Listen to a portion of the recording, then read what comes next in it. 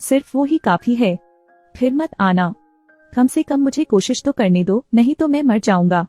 यदि तुम यहाँ आने का साहस करोगे तो तुम जल्दी मर जाओगे। यह टाइटैनिक का एक कट सीन है। जैक और रोज के पानी में गिरने के बाद वहाँ ऐसे लोग थे जो उसमें तैरना चाहते थे। रोज की डेक पर रेंगते हुए लेटा हुआ। जैक ने उसे रोका, समझाया कि केवल गुलाब ही वहाँ था। मरबोच ने उन्हें शुभकामनाएं दी, फिर तैरकर चले गए। कट सीन वास्तव में थोड़ा दुर्भाग्यपूर्ण है। देखने के बाद देखने वाले बहुत से लोग थोड़े सशंकित हैं। सोचो, दो लोग एक साथ क्यों नहीं रह सकते। हर कोई इस बात पर हंसा कि रोज कितनी मोटी थी।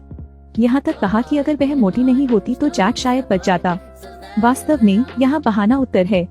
निर्देशक कैमरून ने इसलिए विशेष रूप से समझाया, यह कहते हुए कि उस दुर्घटना में केवल एक स्वस्थ रोज ही जीवित रह सकता था। बाद में किसी और ने प्रयोग किया। भले ही रोज वास्तव में पतला है, वह बोर्ड इसे बर्दाश्त नहीं कर सकता। वह ट्रेन टिकट जीतो रोज, यह मेरे जीवन की सबसे भाग्यशाली चीज है। यह मुझे तुम्हें देखने देता है। इसके अलावा ओरिजिनल में कुछ अहम सीन भी थे जिन्हें डायरेक्टर ने काट दिया था।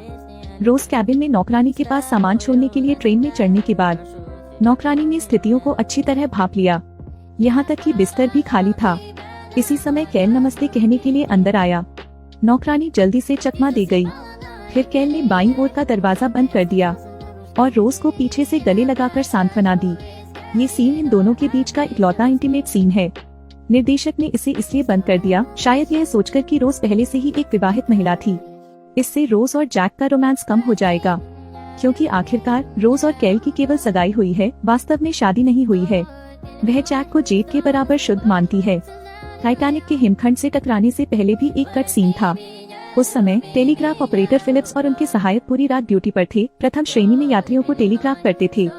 कैलिफोर्निया नंबर ने उन्हें हिमशैल की चेतावनी भेजी, लेकिन फिलिप्स ने तीखी आवाज में उन्हें चुप रहने को कहा। कैलिफोर्निया टेलीग्राफ कर्मचारी से असंतुष्ट महसूस करता है। टिप्स अर्जित करने के लिए निजी टेलीग्राम भेजना भी संभव है। इसलिए जब उनका काम खत्म हो गया तो उन्होंने टेलीग्राफ बंद कर दिया। अब और कोई जानकारी नहीं है। इस समय बहुत सारे बर्फ के पहाड़ देखे जा सकते थे। ये दृश्य प्रामाणिक ऐतिहासिक दृश्य हैं। चूँकि कैलिफोर्निया नंबर बंद था, इसलिए टाइटैनिक का संकट संकेत प्राप्त नहीं हुआ। फिर कैप्टन ने की लापरवाही। क्रू ने टाइटैनिक की रेस्क्यू मिसाइल को नंगी आंखों से देखा। उसने सोचा कि यह संकट का संकेत नहीं है।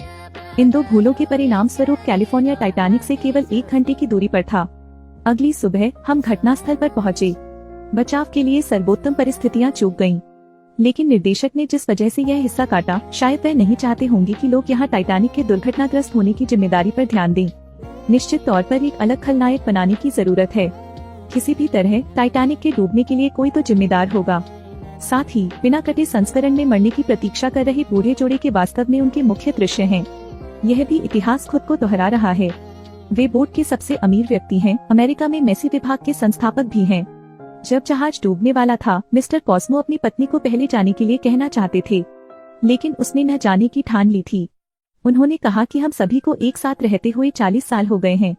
यहीं पर एक प्रसिद्ध पंक्ति का जन्म भी हुआ था, आप जहाँ जाते हैं मैं आपका अनुसरण करता हूँ।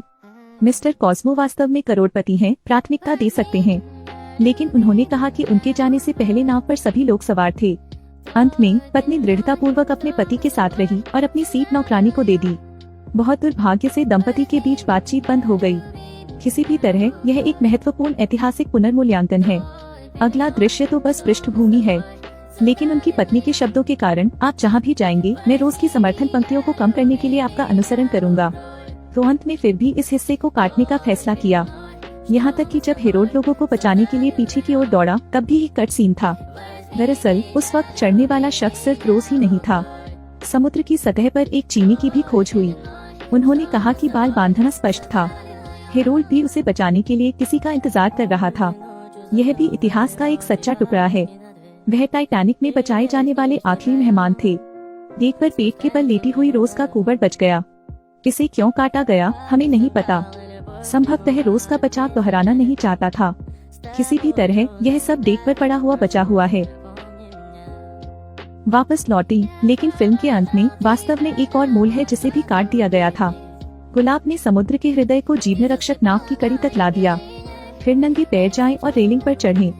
पोती और ब्रॉक ने सोचा कि वह आत्महत्या करना चाहती है, दौड़ पड़े, लेकिन इस जगह की एक ही चाल है जिससे आपको लगेगा कि वह आत्महत्या करना चाहती है। सोचा कि ट्रेन से कूद जाना चाहता हूँ।